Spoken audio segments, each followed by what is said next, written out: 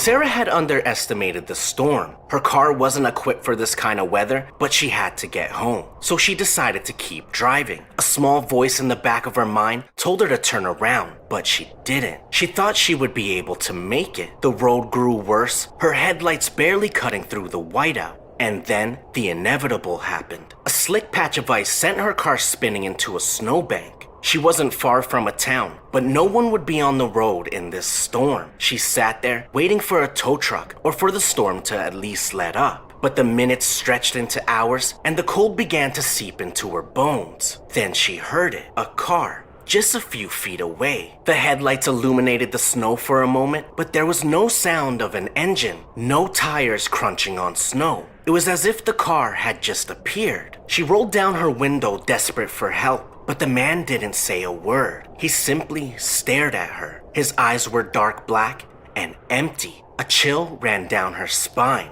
He didn't move, didn't speak, just stood there staring into the car. When Sarah looked back, the man was gone, and there was no trace of the car. No tire tracks in the snow, nothing. Just the quiet, endless storm. Sarah never made it to her parents' house. She was found days later, frozen to death in her car. But there was one thing the police couldn't explain. The snow around her car was untouched. Not a single footprint, not even her own. 3 people, 3 stories, and not one of them made it out. So the next time you're stuck in the snow or walking in the dark, remember, there's no telling who or what might be out there watching. Stay safe, and remember, winter is always more dangerous than you think. If you enjoyed these stories, hit that like button, subscribe, and share your own winter horror experience in the comments below. Don't forget, sometimes the scariest stories aren't the ones we hear,